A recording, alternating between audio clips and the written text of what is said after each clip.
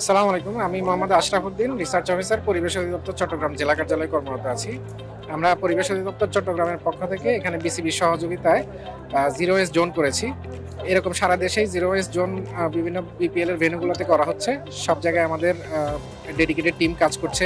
Zero West brigade আমরা গঠন করেছি। চিটাং আমরা রোভার স্কাউটের মাধ্যমে আজকের এই খেলায় রোভার স্কাউটের মাধ্যমে আমরা জিরো ওয়েস্ট জোনের যে কার্যক্রমগুলো এগুলো পরিচালনা করছি। আপনারা জানেন সম্প্রতি যে সিলেট ভেন্যুতে খেলা হলো, সেখানে আমরা 320 কেজির বেশি ওয়েস্ট কালেক্ট করেছি। খেলা চলাকালীন সময় যে সমস্ত জায়গায় ওয়েস্টগুলো জেনারেট হয় সে সমস্ত জায়গা থেকে আমাদের ব্রিগেডের মাধ্যমে ওয়েস্টগুলো কালেক্ট করে আমরা ডিসপোজালের জন্য প্রেরণ করে থাকি।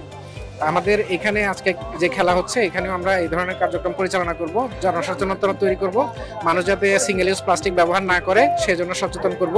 আমাদের রোভার স্কাউট অলরেডি কাজ করছে এবং খেলা শেষে এবং চলাকালীন সময় আমরা যতগুলো জায়গায় এ ধরনের বিভিন্ন জায়গায় ছড়িয়ে ছিটিয়ে পড়া ওয়েস্টগুলো এগুলো কালেক্ট করে সংগ্রহ করে একটা জায়গায় রাখবো, খেলা শেষে এগুলো ডিসপোজালের জন্য প্রেরণ করব।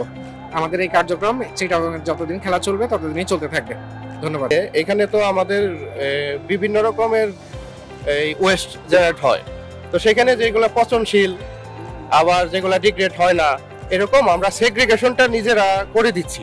হ্যাঁ, যাতে সিটি কর্পোরেশন বা যাদের কাছে এই কর্তৃপক্ষের কাছে দেওয়ার পর তাদের জন্য এই ডিসপোজালটা যত ইজি হয়, যে কারণে আমরা নিজেরাই নিজেদের উদ্যোগে এই জিরো ওয়েস্ট ব্রিগেডের মাধ্যমে আমরা সেগ্রিগেশন করে দিচ্ছি আগে থেকে ক্যাটাগরি ওয়াইজ। বিসিবি এটা আসলে একটা ইন্টার মিনিস্ট্রিয়াল একটা মিটিং হয়েছে, সেখানে তারই সিদ্ধান্ত অনুযায়ী এটা আসলে এই মানে কম্বাইন্ড অ্যাপ্রোচ না হলে শুধুমাত্র পরিবেশ অধিদপ্তর বা পরিবেশ ও জলবায়ু পরিবর্তন মন্ত্রণালয় এরা পারবে না, শুধু যেটা এটা কম্বাইন্ড অ্যাপ্রোচের মাধ্যমে মানে সবাইকে সমন্বিত করেই এই প্রচেষ্টার মাধ্যমে আমরা এই সিঙ্গেল ইউজ প্লাস্টিক বা এই জাতীয় মাইক্রোপ্লাস্টিকের ব্যবহার যাতে কমে, আমরা সেজন্য এই অব্যাহত রাখতেছি চেষ্টা।